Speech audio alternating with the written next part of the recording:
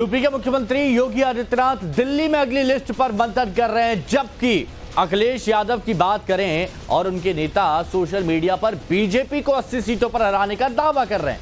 अखिलेश के चाचा रामगोपाल मीडिया के सामने भी आए तो उनका गणित 40 सीटों पर अटक गया। हैरानी की बात यह कि समाजवादी पार्टी के सर्वे वाली 7 सीटों पर बीजेपी पिछली बार बड़े मार्जिन से जीती थी। यूपी के इलेक्शन का रिजल्ट बताने वाली ये खास रिपोर्ट आपके सामने। 80 हराइए, बीजेपी हटाइए। 2024 में फिर एक बार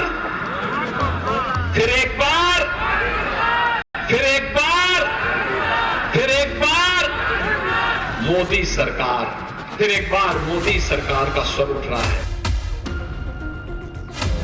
समाजवादी पार्टी और इंडिया गठबंधन 80 सीटें भारतीय जनता पार्टी को हराने का काम।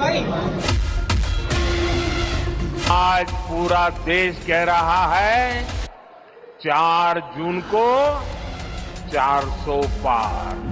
योगी आदित्यनाथ का टारगेट 80 सीटों पर जीत का है और अखिलेश यादव का फोकस बीजेपी की हार पर। सवाल ये कि समाजवादी पार्टी का अपनी जीत के बजाय बीजेपी की हार का राग क्यों अलाप रही है?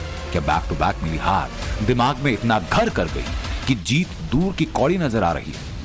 क्योंकि अखिलेश यादव कह रहे हैं कि बीजेपी को 80 सीटों पर हराएंगे। शिवपाल यादव बीजेपी को सभी सीटों पर हराने की अपील कर रहे हैं। रामगोपाल यादव का दावा कि इस बार बीजेपी 40 सीटें हार जाएगी। जनता पार्टी तो अभी अब 85 भी नहीं दे पाई, बहुत से जितने 51 तो दिए और जीत कर रहे हैं 80 जीत। तो हम इसलिए आपको बताना चाहते हैं समाजवादी पार्टी और इंडिया गठबंधन 80 सीटें भारतीय जनता पार्टी को हराने का काम। जो समाजवादी पार्टी पिछले 2 चुनावों में 5 सीटों से आगे बढ़ नहीं पाई, उसके लिए 80 सीटें जीतना असंभव सा है और इसलिए अखिलेश और शिवपाल के दावों की हवा पहले ही निकलती नजर आ रही है। अब बचा रामगोपाल यादव का दावा, जहां पर वो 40 सीटों पर बीजेपी को हराने की बात कर रहे हैं। वो गणित क्या है उसकी रियलिटी समझ लीजिए। 2019 के चुनाव में एनडीए जिन 16 सीटों पर यूपी में हारी, वहां रामगोपाल 24 के चुनाव में बीजेपी से कोई चैलेंज नहीं मानते। पश्चिमी यूपी और पूर्वांचल की 24 सीटें ऐसी भी उन्होंने कैलकुलेशन में जोड़ ली जहां बीजेपी को हराने का दम भर रहे हैं। इन सीटों में बलिया है, लालगंज है, मछली शहर है, जौनपुर है, अंबेडकर नगर, इटावा, बस्ती और पीलीभीत। सुल्तानपुर, उन्नाव, कौशाम्बी, फूलपुर और प्रयागराज सीट पर भी रामगोपाल अपनी जीत का दावा कर रहे हैं। उसके अलावा सोनभद्र, भदोही, प्रतापगढ़, मुजफ्फरनगर, फिरोजाबाद, बदायूं, कन्नौज और सहारनपुर भी इस लिस्ट में है। इसके अलावा संत कबीर नगर, कुशीनगर, फर्रुखाबाद और मोहनलालगंज सीट का नाम भी इसमें शामिल है। इन 24 सीटों में से बदायूं, कन्नौज और फिरोजाबाद को छोड़ दिया जाए तो बाकी सभी पर बीजेपी ने 2014 में जीत हासिल की थी। 2019 में बीजेपी ने ये तीनों सीटें अपने खाते में जोड़ ली। इसके अलावा आजमगढ़ और रामपुर में हुए उपचुनाव में भी बीजेपी ने अखिलेश की पार्टी को बुरी तरह हराया। इस लिहाज से देखा जाए तो समाजवादी पार्टी के पास कुल जमा 3 सीटें बची हैं और ख्वाब 40 सीटों पर बीजेपी को हराने का देख रहे हैं। 2022 का भी परिणाम आपके सामने है, जहां वो 400 से ज्यादा विधानसभा जीत रहे थे और अब यहां 40 सीट जीत रहे हैं। कहीं खाता उता नहीं बचेगा और ना ही खुलेगा। मेहनत करें लोग, जमानत बचा लें, वही बहुत बड़ी बात है। 24 के चुनाव में यूपी की 80 सीटों के लिए कौन कितना दमखम लगा रहा है, पहले फैक्ट समझिए तो पता चलेगा कि असल में किसके दावे हवा हवाई हैं। सीएम योगी पिछले 1 महीने के दौरान 50 से ज्यादा जिलों में सभाएं और कार्यक्रम कर चुके हैं। उनका फोकस है सबसे ज्यादा उन सीटों पर जहां बीजेपी या तो पिछला इलेक्शन हार गई या फिर टफ फाइट मिली, जबकि अखिलेश यादव इन 30 दिनों में 10 से ज्यादा जिलों में नहीं गए। उनमें भी ज्यादातर शादी समारोह में शामिल हुए। 80 सीटों पर बीजेपी को हराने का दम भरने वाले शिवपाल यादव जिस बदायूं सीट से चुनावी मैदान में हैं, वहां वो वोट मांगने के लिए 22 दिनों के बाद पहुंचे। ऐसे में सवाल ये, अगर वोटर से ही डायरेक्ट कम्युनिकेशन नहीं तो क्या बंद कमरे में बैठकर समाजवादी पार्टी के नेता बीजेपी को हराने का फॉर्मूला निकाल लेंगे? अब भारतीय जनता पार्टी हर पराजित सीट पर हमने पहले से प्रयास किए हैं, हमारे केंद्रीय मंत्रियों के प्रवास हुए हैं, पार्टी ने विशेष योजना बनाई है और हर बूथ पर 370 नए वोट जोड़ने का जो प्रधानमंत्री जी का आह्वान है, उस आह्वान के साथ हम काम कर रहे हैं। हमें पूरा भरोसा है कि इस बार 80 की 80 सीटें उसी तरह से जैसे राजस्थान में जीतते हैं, जैसे गुजरात में जीतते हैं, जैसे हिमाचल में, दिल्ली में, उत्तराखंड में, ऐसा ही उत्तर प्रदेश भी चाहता है इस बार कि 80 की 80 सीटें इस बार प्रधानमंत्री जी के साथ जोड़ी जाएं, ताकि जो मिशन 400 पार का नारा है उसको हम पूरा कर सकें। 17 सीटें हमने कांग्रेस को दी है और 1 सीट हमने तृणमूल कांग्रेस की दी है। हमें लगता है कि हम किसी भी तरीके से अगर हम कहीं कुछ सीटें रह भी जाते हैं, हमारा स्कोर 40+ के ऊपर होना ही होना है। तो इसलिए हमें बहुत ज्यादा परेशानी नहीं है। कोई अप्रत्याशित चीजें आए वो एक अलग बात है, लेकिन देश का मूड ऐसा है कि हम 80 की 80 सीटों पे भारतीय जनता पार्टी को कड़ी टक्कर दे रहे हैं। सवाल उनके पास में है जो 10 साल से सत्ता में है, उनको जवाब देना है।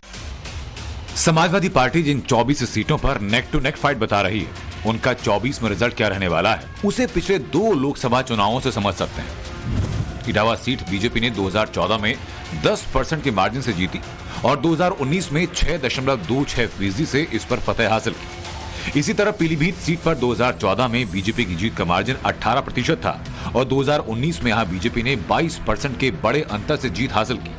उन्नाव सीट को देखें तो 23.3% वोटों से 2014 में जीत ली और 2019 में बीजेपी की जीत का फर्क 32.4% हो गया। फूलपुर सीट पर बीजेपी 2014 में 16.1% तो 2019 में 17.5% वोटों से जीत हासिल कर चुकी है। ऐसा ही रिजल्ट प्रयागराज में रहा।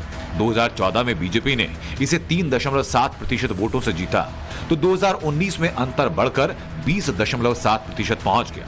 कुशीनगर का नतीजा ऐसा ही रहा। 2014 में बीजेपी की जीत 5% वोटों से हुई तो 2019 में 32% के बड़े अंतर से। फर्रुखाबाद सीट पर भी बीजेपी 9.3% वोटों के मार्जिन से 2014 में जीती तो 2019 में इसे बढ़ाकर 22% कर दिया गया।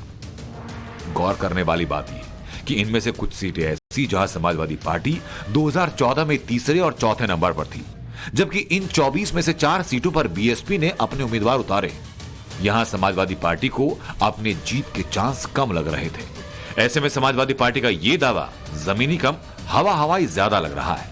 ऊपर से पार्टी के बड़े नेता इलेक्शन से पहले ही ईवीएम पर ठीकरा फोड़ना शुरू कर चुके हैं। एक तरह की क्लैरिटी होनी चाहिए। भले ही ईवीएम सही हो तो भी लोग चाहते हैं, गांव के लोग चाहते हैं, शहरी लोग चाहते हैं कि बैलेट पेपर से ही चुनाव हो। जितने भी देश हैं पूरी दुनिया में, सब जगह बैलेट पेपर से ही चुनाव हो रहे हैं। ईवीएम आई थी, उसके बाद वापस लोग बैलेट पेपर पे गए हैं, क्योंकि लोगों के मन में कहीं ना कहीं एक शंका का भाव है कि ईवीएम में वोट डालने पे जिनको हम वोट डालते हैं उनको वोट नहीं मिलता है।